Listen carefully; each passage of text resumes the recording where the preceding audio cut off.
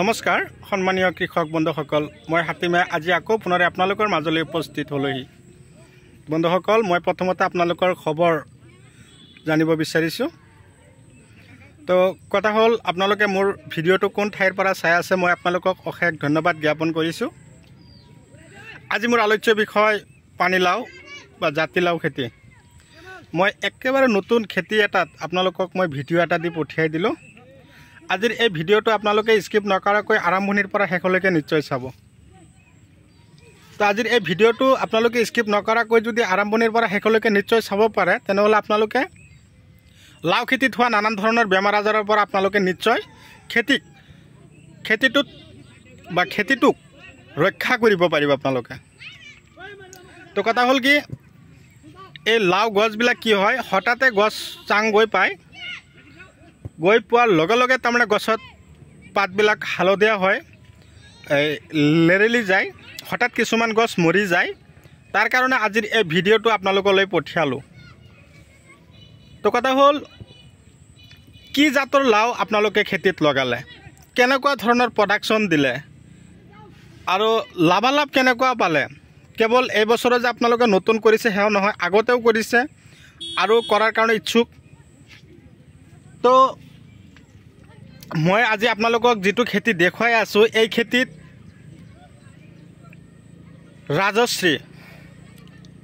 ৰাজশ্ৰী যিটো লাও, পানীলাও, এই গুটি কিন্তু দিয়া হৈছে। এই গুটি যদি আপোনালোকে খেতিত লগাব বিচাৰিছে, তেনেহ'লে আপোনালোকে আগতীয়াকৈ খেতি প্ৰস্তুত কৰি ল'ব লাগিব। তো লাও খেতি কৰিবৰ কাৰণে মই আপোনালোকক কেইটামান ট্ৰপি কৈ দি আছোঁ। তো আপোনালোকে সেই ট্ৰপি যদি আপোনালোকৰ খেতিত অৱলম্বন কৰিব পাৰে, তো আপোনালোকৰ লাও গছ মৰি নাযাব, লাও গছত বেমাৰ নাপাব। কেইটামান ঔষধৰ কথাও কৈ দিম, সেই ঔষধকেইটা আপোনালোকে ইউজ কৰিব। আৰু লাও গছৰ য'ত মাটিত, এইটো কিন্তু খেতি যে কৰিছে এইটো বৰ্ষাকালত বিকিব পৰা লাও। আৰু আপোনালোকে যদি শীতকালত কৰিব পৰা লাও খেতি কৰে, তেনেহ'লে আপোনালোকে মাহি লগাব পাৰিব, বংকিম চিট লগাব পাৰিব, গদা লগাব পাৰিব, দাদা লগাব পাৰিব, এইটো যে বহুত আছে। তো আজি আপোনালোকক গিৰিচিডৰ ৰাজশ্ৰী যিটো লাও, এই লাও খেতিৰ ভিডিঅ' এটা আপোনালোকলৈ পঠিয়াই দিলোঁ। তো কথা হ'ল বন্ধুসকল, লাও গছৰ পাতবিলাক হালধীয়া হয়, পোকে খায়, জৰ্জৰিত কৰি পেলায়, আৰু গছৰ পাতবিলাক লেৰেলি যায়, আধা উঠোতে মৰি যায়, আধাখিনি জীয়াই থাকে, আধাখিনি মৰি যায়। কিয় বা? তাৰ কাৰণে আজিৰ এই ভিডিঅ'টো স্কিপ নকৰক, চাওক। আপোনালোকে কি কৰিব, মাটি য'ত লাওৰ গুটি দিব, এতিয়া লাওৰ গুটি আপোনালোকে নাৰ্চাৰী আকাৰে গুটি পচাব, তাতে পুলি বনালে, যদি সেই পুলি আনি এঠাইৰ পৰা আন ঠাইত লগালে ফলনো বেছি হয়। আৰু য'ত য'ত আনি লগাব সেই ঠাইত মাটি ওখ কৰি ৰাখিব। আৰু য'ত মাটি ওখ কৰি ৰাখিলে তাতে গোবৰ দিব, চুপাৰ, এই য'ত গাঁত খান্দিলে তাত গোবৰ দিব 3 পৰা 4 কিলো, চুপাৰ দিব 200 গ্ৰাম, সেই গাঁতটোত 50 গ্ৰাম পটাছ আৰু ট্ৰাইচেল, মোটামুটি ধানৰ গুড়ি যে আছে, ধানৰ গুড়িৰ লগত মিক্স কৰি ইমানখিনি ধৰক 50 গ্ৰাম মান আপোনালোকে দি দিলে, দি মাটিৰে ঢাকি ৰাখি সেই মাটিত য'ত লগাব তাৰ চাৰিওফালে মেটেকা বুলি কওঁ, একেবাৰে পচি যোৱা শুকান মেটেকা, সেইটো চাৰিওফালে আৱৰি ৰাখিব দিয়ক বা ঢাকিয়ে থৈ দিয়ক। য'ত লগাব কমেও 15 দিন। গোবৰ সাৰ দিয়া আছে, কিন্তু সাৰ যিখিনি দিবলৈ দিছে, সেই গাঁতটো আপোনালোকক মই মাটিৰে ঢাকি দি তাৰ ওপৰত মই মেটেকা দি ঢাকি দিব দিছোঁ। ঢাকি দিয়াৰ পিছত সেই মাটিটো এনেকুৱা উৰ্বৰ হৈ থাকিব, কেৱল লাও গছৰ পুলিটো আনি আপোনালোকে তাত লগোৱাৰ লগে লগেই চাব পাৰিব কেইদিনৰ ভিতৰতে লাও গছ একদম পূৰা দৌৰি চাং পাবগৈ। আৰু এনেকুৱা মেটেকা, এনেকুৱা এটা সাৰ, গোবৰ সাৰতকৈ যেন ইয়াৰ পাৱাৰ অলপ বেছি। লাহে লাহে বৰষুণৰ পানী পাব, লাহে লাহে গেলিব, মাটিৰ লগত মিক্স হ'ব। এনেকুৱা হওঁতে তাৰমানে গছেও ফলন বেছি দিব, আৰু এনেকুৱা উৰ্বৰ মাটিত গছে শিপা দিওঁতেও সহায় হয়। লাও গছৰ হঠাতে মৰি যায় তাৰ কাৰণে মই এটা কথা আপোনালোকক কৈছোঁ মৰি নাযাব আপোনালোকে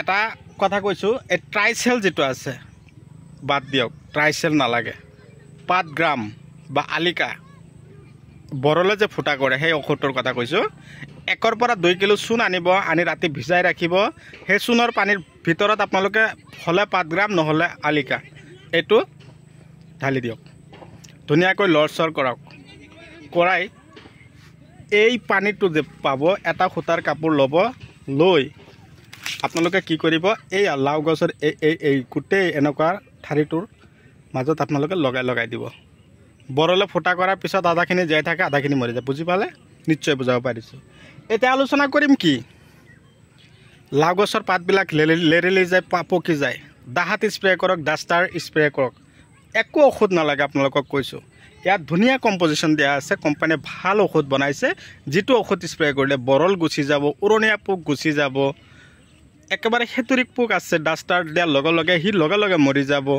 এনেকুৱা ধৰণৰ ঔষধ আপোনালোকে দিব তো বন্ধুসকল আপোনালোকৰ ফালে লাওৰ দাম কেনেকুৱা মোক কমেণ্ট কৰি জনাব মই বহুত আনন্দিত হ'ম এতিয়া মই এটা কথা ক'বলৈ যাম খেতি আহক একেলগে কৰোঁ কোনো কথা নাই আমি সবে খেতি কৰিব লাগিব আমি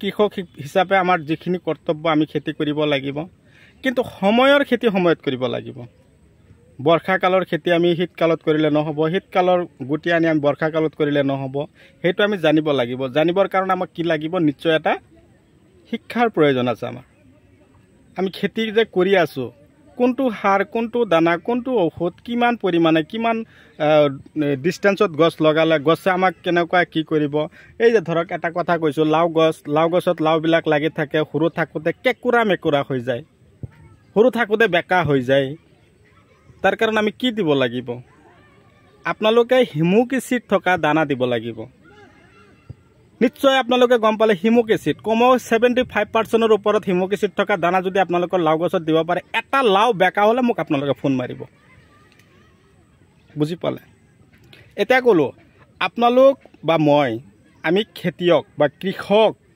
মই আপোনালোকক কিন্তু সন্মান আকাৰে কৈছোঁ আপোনালোকে অন্তত আপোনালোকৰ ঘৰত ল'ৰা হোক ছোৱালী হোক বিশেষকৈ ছোৱালীৰ ওপৰত গুৰুত্ব বেছি দিব শিক্ষিত বনাব মিনিমাম আমাৰ খেতিয়কসকলৰ ঘৰত BA পাছ MA পাছ থাকিব লাগিব বিজনেছ হোক খেতি হোক কৰি খাবৰ কাৰণে আজি খেতিত আমি লাগি থাকিবলৈ হ'লেও আমি কি লাগিব শিক্ষা লাগিব তো বেয়া নাপাব মই শিক্ষাৰ কথা কৈছোঁ শিক্ষা নাথাকিলে কিন্তু আমাৰ ভৱিষ্যত অন্ধকাৰ সেইকাৰণে আপোনালোকক কৈছোঁ আপোনালোকে ল'ৰা ছোৱালীক খেতি কৰি আছে কষ্ট কৰি আছে মনত নাৰাখিব যে কষ্ট হৈ আছে এদিন ছোৱালীয়ে হোক ল'ৰাই হোক ডাঙৰ দীঘল হৈ আপোনালোকক চাব বা মোক চাব সেই কথাই আপোনালোকক কৈ আজিৰ ভিডিঅ' সমাপ্ত পেলাইছোঁ পৰৱৰ্তী ভিডিঅ'ত লগ পাম ধন্যবাদ